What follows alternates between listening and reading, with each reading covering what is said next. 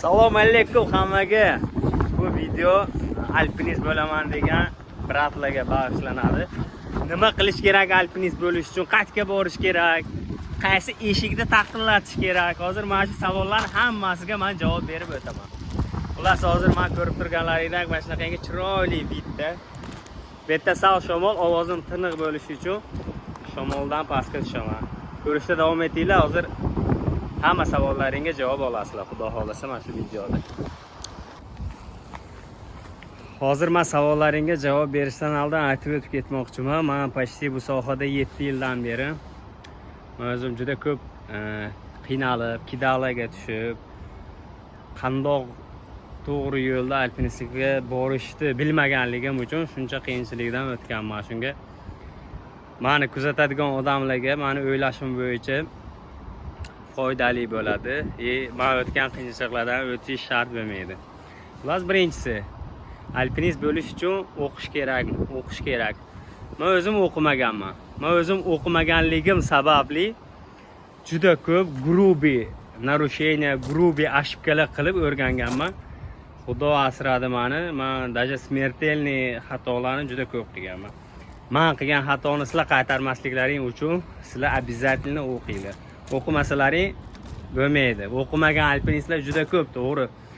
Ular ham через грубые нарушения o'rganib ketgan bo'lishi mumkin. Menda ham до сих пор hozirgacha xatoliklarim juda ko'p xato ishlar ko'p qilaman. O'zimning soham bo'yicha shuni o'qisalaring, mana shu xatoliklarni qilmaslik yo'li, qanday to'g'ri arqon bo'ylashlar ninadan ipigacha o'rgatadi. O'qishi o'zi всего 2 hafta, qayerdadir 3 haftadir o'qishi ko'p emas.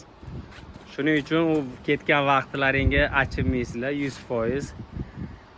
Buni bilasizlar, ish опасный, рискованный ish.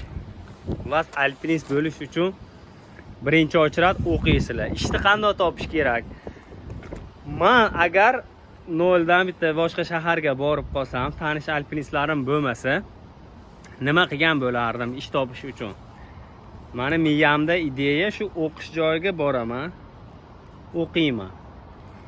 O'qib turib o'tda tanish o'ttiraman. Menga o'xshagan, даже erta tayyor alpinistlar ham keladi. Ular ishni biladi, necha yildan beri ishlaydi, faqat официальный удостоверенияsi yo'q. Falshiviy qilib, qanaqadir leviy yo'llar bilan ishlab yurishgan bo'ladi. Shu официальный alpinistlik удостоверенияni olish uchun o'tga o'qishga borishadi. Shular bilan tanishasizlar, o'tda по-любому mana shu o'quvchilar bitta gruppa ochadi, chat.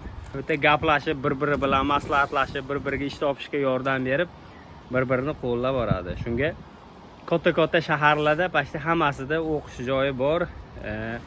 O'qish joyini qanday topsa bo'ladi? Masalan, Яндекс, Google'dagi учебный центр высотных работ, либо учебный центр промышленный alpinist deb yozib ko'ringlar, o'qish joyi chiqadi. Adashmasam shu narxi 20 ming rubl, libо 15 ming rubl shu atrofida bo'lish kerak o'qishini. Ular shunaqangi qilib ish topsalaring bo'ladi. Yana nimani aytsam bo'ladi? Endi keyingi videolarda xudo xohlasa qanaqa qilib ssenariyeniyani to'g'ri tanlash, qayerdan ssenariyeni sotib olsa bo'ladi. Qimmat magazinlarda juda qimmat, boshqa qayerdan arzonroq topsa bo'ladi. Mana shunaqangi haqida informatsiya berib o'taman. Podдержка qilib like, podpiska bosib qo'yinglar. Kimga foydali bo'lgan bo'lsa rahmat.